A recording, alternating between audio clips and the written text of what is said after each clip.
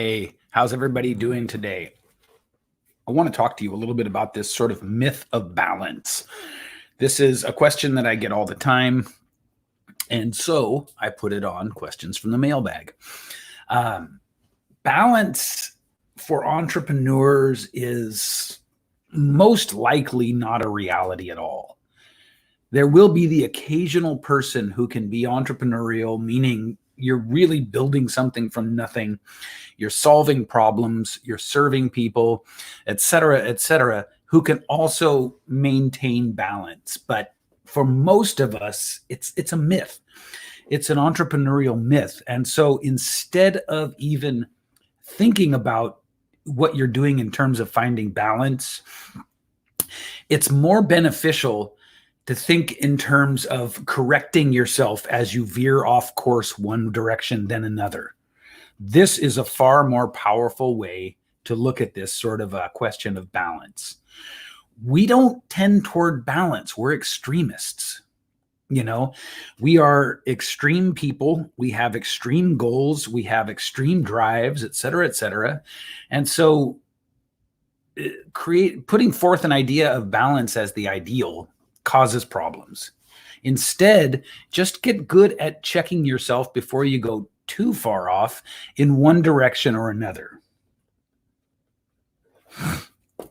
That's my suggestion to you when it comes to balance. See, what book was it? It might have been Straight Line Coaching, or it might have been The Prosperous Coach, or one of those, sort of seminal books on the coaching industry and how to be a coach and all that stuff.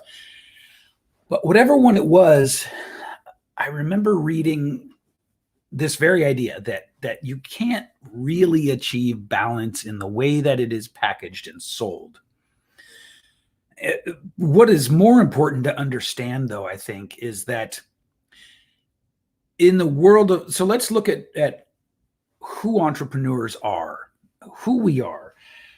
We are people that, until we find a community, we think that we are the only person in the world who sees the world the way we do. So that's a very important thing to focus on, because I know for me growing up, I was made to feel like I was crazy for wanting to be entrepreneurial. Just crazy. See if this rings a bell for you. Why can't you hold down a job? Why can't you suck it up and do what you have to do? Why do you always have to have such big dreams? Why? Why can't you live down here with the rest of us? And it was well-intended and well-meaning, I believe, but it was also like a snake coiling and squeezing the life out of me. I couldn't do it. And it was even harder when I was told by family and friends who didn't understand. I was made to feel like there was something wrong with me because I had these big visions, these big dreams, these big goals. And so when we finally find a community that is like us, it's an intense thing, right? And sorry, guys, just a second. I'm looking for this live stream. Here we go. No, that's not it. Here we go. There we are. So, hey, Jim, if you're on, say hi. Betty. Hello, Betty. Drop some emojis. Say something to me. Let me know you're here. There's Jim. There is no one like you. There's no one like any of us. And I assume that's what you mean, right, bro? So then we come into the entrepreneurial world and we find our family. How many of you can relate to this? We find community. And what we don't know is that there are already a whole bunch of people there waiting to sort of prey on us. And the way they prey on us is with all these ideas that, hey, Renee, that it never even occurs to us to question, right? And this idea of balance is one of those ideas. Hi, Tony. So you come into this entrepreneurial community. I found it through social media. That's where I found mine, and it's probably where you found yours too. And you're like, oh my God, I'm not alone. I'm not crazy, right? But then there are all these like, well, marketers waiting to prey on you. And they're selling you all kinds of stuff. One of the things they sell you is this myth of balance. And they sell it to you in books that show you how to achieve it, and courses and programs, and sort of humble brags about how they've done it. And look, I've been in this game long enough to tell you, most of the people in my circle don't have anything that you could call balance. And the ones that do aren't really entrepreneurs. So rather than balance, as I said earlier, what it becomes is a sort of an awareness of when you're going too far in one direction or another. Like, for instance, me today, right? I woke up today and I really didn't feel like doing any work. Jim, of course you did, man, because you're the man. Jim just did a YouTube video on this subject. I woke up this morning and I really didn't feel like doing any work. So I checked my calendar and I realized it's a pretty light day. It's all about the ebbs and flows, says Jim. Yeah, that's what I'm going to be pointing out to you here.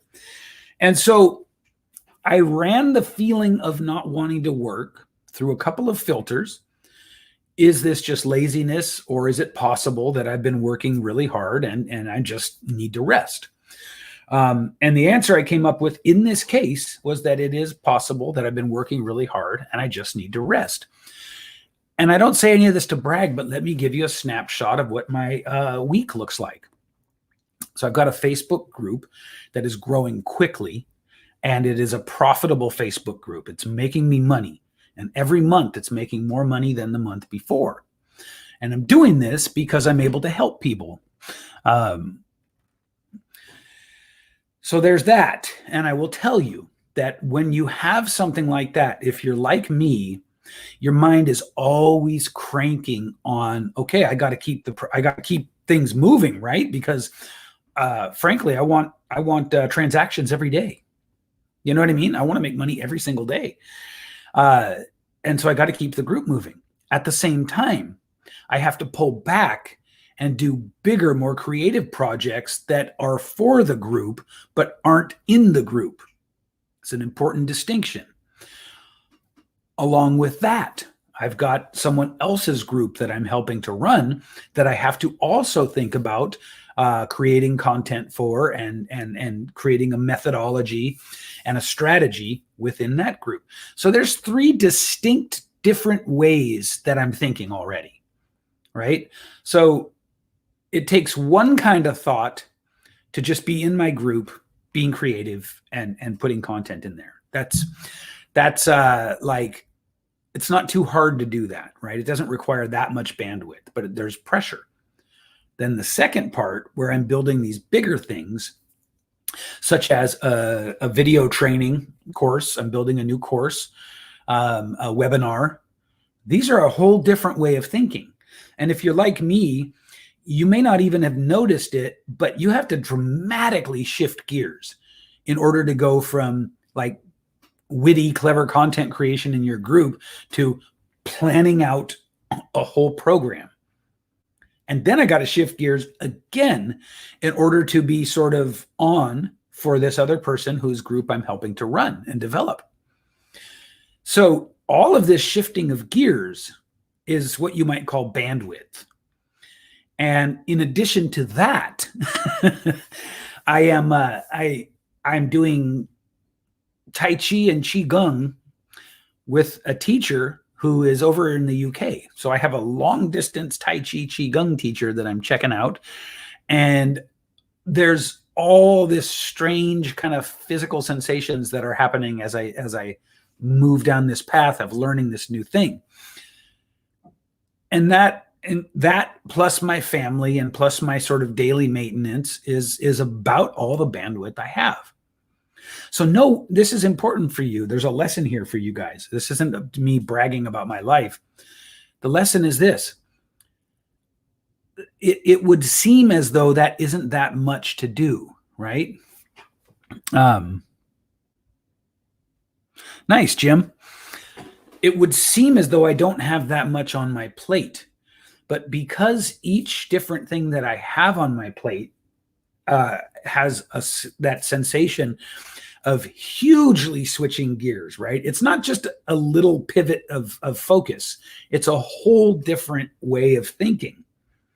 And that's really important. So there's a huge amount of energy, whether you know it or not, bandwidth, we call it, that comes when you switch from something that is effortless to you, like content creation for me is really, really easy, over to something where you've really got to give it deep thought and strategy first. So that takes a lot of bandwidth. And so assessing all of these things, I looked at today and I said, okay, I think today I will just take it easy. And I do have that opportunity. I can just take it easy today if I want to. But that's going to mean that I won't create any new transactions, possibly. I possibly won't create any new transactions. And I don't like that, of course. So this is why we can't find balance, right? Because I'm guessing if you take out the specific things, but you just look at the big shifts in the whole way you have to approach the different tasks that are in your life, you're going to see that your life is similar to mine. It's similar to mine in the sense that you have a lot of things to think about, and it's not the same to think about one as it is to think about the others, right? It's like that old Sesame Street song, which one of these things doesn't belong here? So understand that in a dynamic like that, this idea of balance is it's a non sequitur. It doesn't really relate, right? Most of us can't just put these kind of not related things on our calendar and just go, oh, okay, from 10 to 11, I'm doing this. From 11 to 12, I'm doing this completely other thing that isn't like the first thing at all. There's a phenomenon called context switching.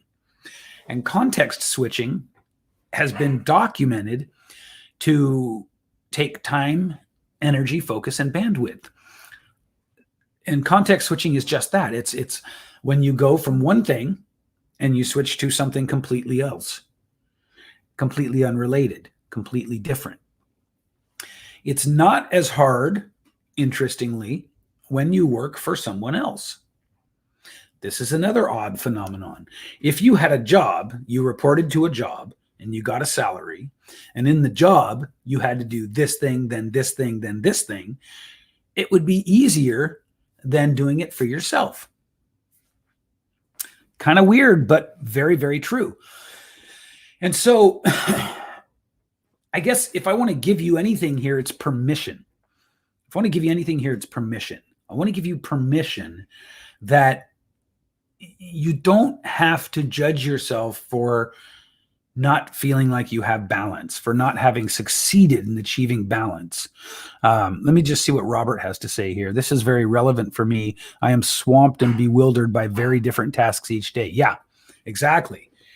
And so I believe I use this quote all the time, and I believe it was John Coltrane.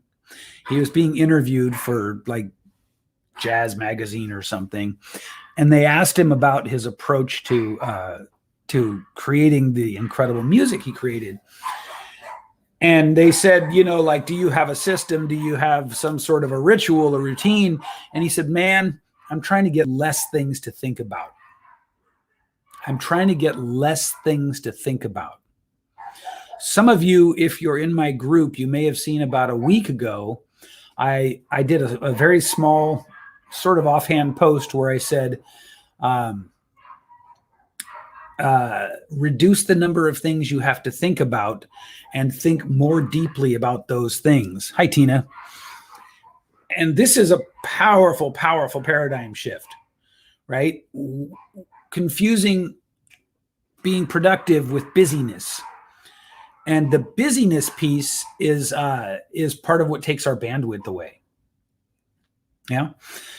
And so, like Robert says, he's swamped and bewildered by very different tasks each day. The idea here is to get really, really sort of tuned in to what are your most important activities. And then start asking yourself who, not how.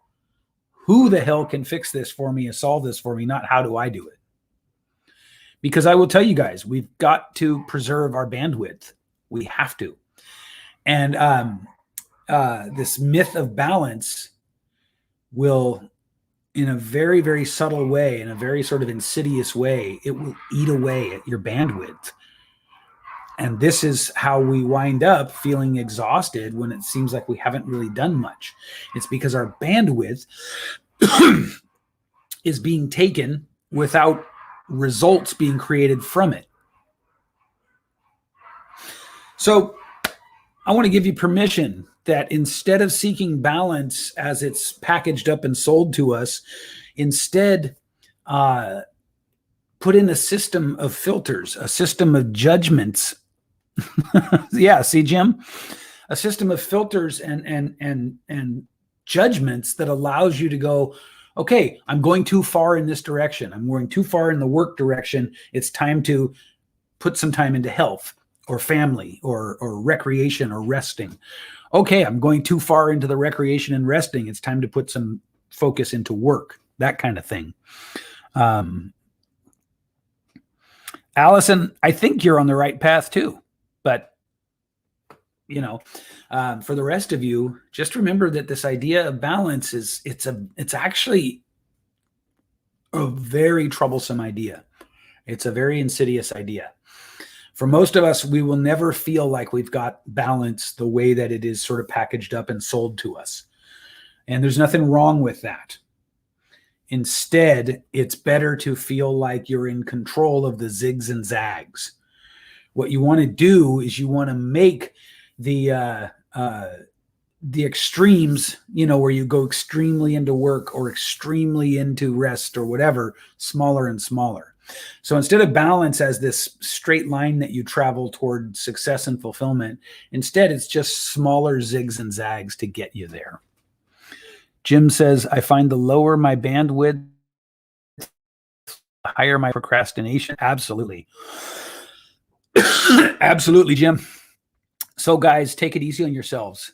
Okay. Allow yourselves to zig and zag more because it's more natural to the kind of personalities that you have. And I'll see some of you in my group for my sales training at high noon. Okay, guys. Bye.